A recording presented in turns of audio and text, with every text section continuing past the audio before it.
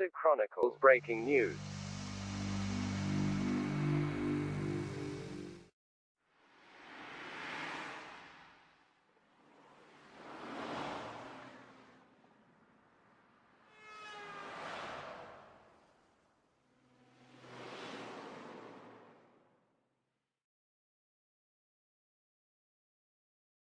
Welcome to Mobster Chronicles. For almost a year now, our pals Joey Merlino and Lil Snuff have been exposing the lying full of shit rats that have infested YouTube. In a previous video, we reported how certain YouTube channels empower these rats and frauds by providing them with a venue with which to spew their lies and skewed and twisted versions of events, where they are the good guys and the people that they snitched on are the bad guys. Most of these stool pigeons wouldn't even be on YouTube if it weren't for enabling rat-loving channels like Vlad TV, who is probably the biggest rat platformer on YouTube due to his almost 6 million subscribers. Joey Merlino has the distinction of being the only person connected to that life that has ever appeared on Vlad TV, who wasn't a rat. But the title of biggest rat fan and rat groupie goes to a self-proclaimed mafia expert and pseudo-journalist, who also happens to be based here in Detroit, our own hometown hack Scott Burnstein. Bernstein has interviewed almost as many of these stool pigeons as Vlad. We're super excited for this episode. We have one of our returning champions, I would say. Michael Francis, the legendary Michael Francis, is with us again. And just having you appear is just tremendous, a tremendous co-signing for our our bona fides. And we pay homage to people like you and your father who were the real OGs. But interviewing these snitches isn't enough for a rat fan like Bernstein. He is actually Facebook friends with notorious rats like his hero Michael Franzese, but also Sammy Gravano, Anthony Arilotta, Bobby Luisi, Larry Mazza, Frank Calabrese, Paul Cantarella and Jimmy Calandra to name a few. If one of these guys whipped out their cazzo, this guy would blow. Bernstein is the co-author of a completely biased and bullshit-filled biography about former Philadelphia underboss and notorious rat fuck Philip Leonetti, titled Mafia Prince. Phil Leonetti, he wrote a book. Okay. This other fucking piece of shit. All right. I don't even know what the name is. I would never read it. I would never buy it. A book that happens to gloss over, embellish and deliberately leave out so many facts that a lying rat and weasel like Phil Leonetti appears to be the hero. One glaringly willful omission by Bernstein, also known as selective journalism, fake news, and just plain bullshit, is the true motive surrounding the 1979 murder of a Philly mob associate and friend of Leonetti's named Vincent Falcone.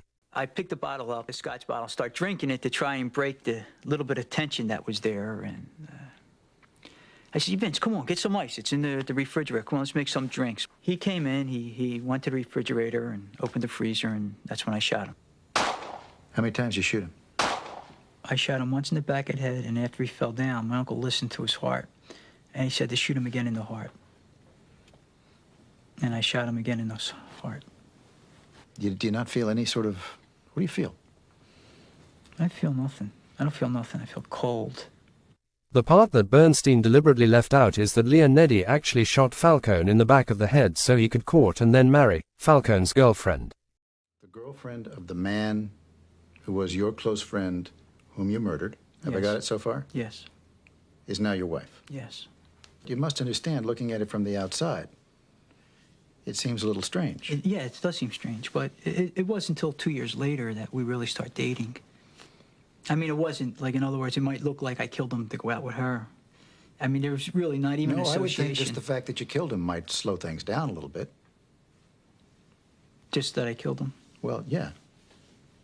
Well, I mean, it's in the past. I mean, we have to go on. Things happen, and what are you going to do? Rat's ass kisser Bernstein never wrote about that fact in his book because Leonetti the rat told him not to, and the pseudo-journalist Bernstein genuflected and obeyed.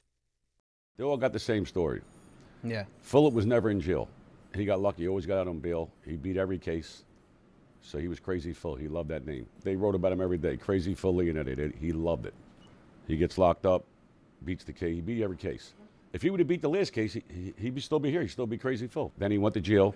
As soon as he was by himself and lost the case, then he found God and the government. Now he's not Crazy Phil no more. He's scared shit Phil. Well, they do the same shit. They just lie. It's whatever benefits them to make money. So he's not crazy. He's not Crazy Phil no more. He's scared shit Phil.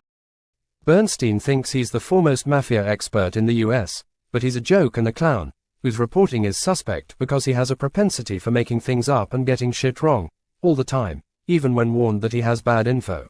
Bernstein, the self-proclaimed mob expert, propped up and vouched for a notorious lying fraud, nutcase, mafia wannabe and rat groupie from Detroit named Gunnar Lindblom. Lindblom has appeared all over YouTube and repeatedly lied about being related to alleged former Detroit LCN boss Jack Tocco. What's your reaction to your indictment? No comment. The federal indictment says 69-year-old Jack Tocco was the boss of the Detroit Cosa Nostra crime family. And having worked for alleged former Detroit street boss Anthony Giacalone, They may have been the smallest, but they were easily one of the most successful mafia families left in America until today. You're saying you guys are big players in the mafia. Is that true? Your father is. which we have conclusively proved is total bullshit. We never heard of this guy here in Detroit until his pointed dome popped up on Vlad TV lying and bullshitting.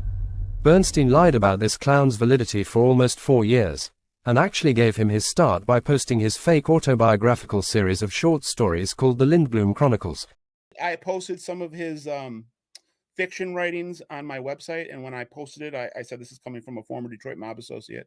I probably shouldn't have done that, and that did give him some credibility to start building his brand. And frankly, it's gone haywire, and that's why I had to reel this back in and make it very clear where I stand on this. And I know there was some early platforming I did for him where I did refer to him as a Detroit mob associate, and if I probably, that was a mischaracterization. Bernstein even teamed up with Gummer to do numerous shows on Lindblom's YouTube channel, which gave him even more credibility, so he could go out and lie and scam people.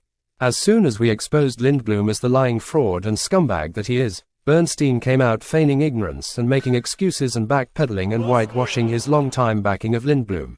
But he only came out after we told him it was in his best interest to go public and straighten out the mess he created. Now, he's been doing this for a while. Why did you choose this moment to talk about it? It's things have just jumped the shark, if you will.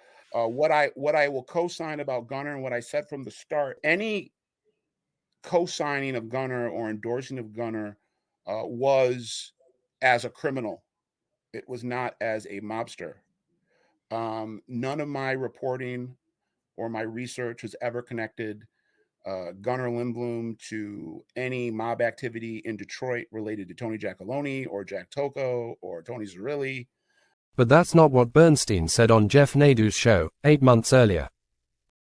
There's a guy called Gunnar Lindblom on Twitter or on YouTube, and I know you have a bit of you know Gunnar a little bit. What are your thoughts on Gunnar? And I think there's always been a question of the validity of Gunnar. Well, I mean, I can sit here and I can vouch for his validity in terms of 3 things that I think are very important to the brand that he's trying to develop or build. And I don't really want to go past that. But what I can tell you is that he is a cousin of Jack Tocco, who was the longtime godfather of the Detroit Mafia.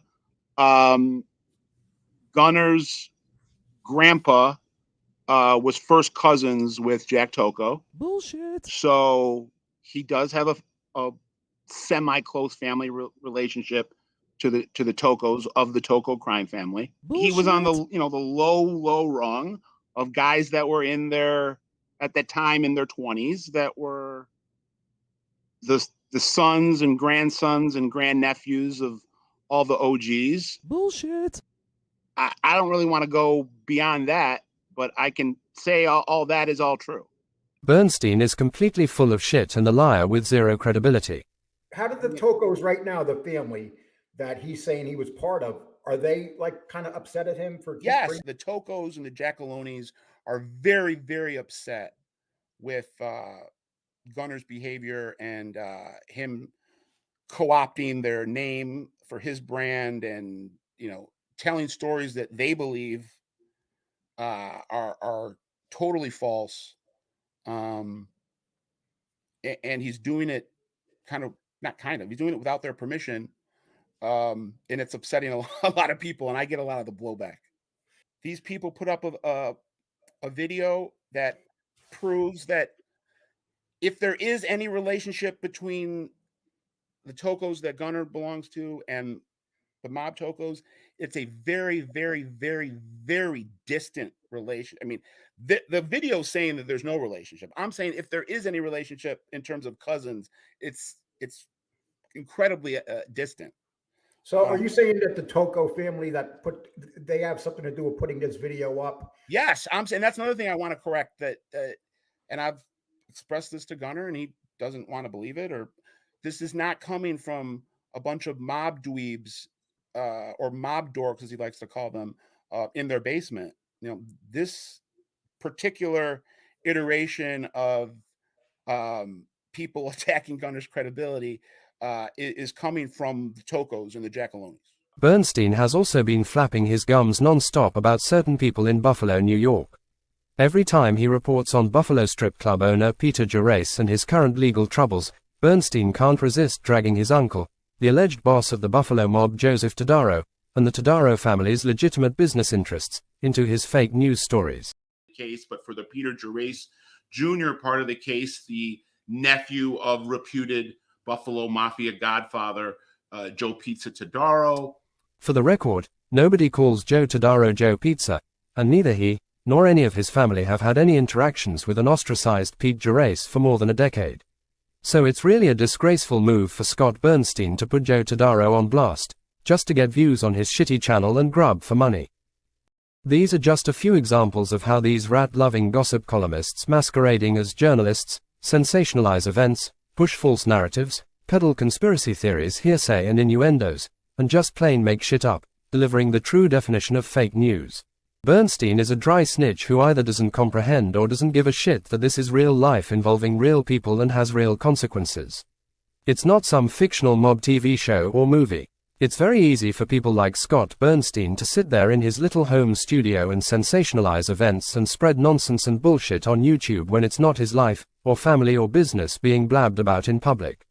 He sure wouldn't like it if the shoe was on the other foot, and his personal affairs, or those of his Trump-hating liberal family members, had their personal business put onto YouTube for others to see. We have a little message for Uncle Fester. Just stop the bullshit. Leave Joey Merlino and any other alleged LCN people, like our friends in Detroit and Buffalo, out of your fake news story, especially when it comes to anyone law enforcement is claiming is active now. Use some discretion and show some fucking respect. I completely own the fact that these people that I'm out there writing about and talking about, they don't like me. They wish I wasn't around.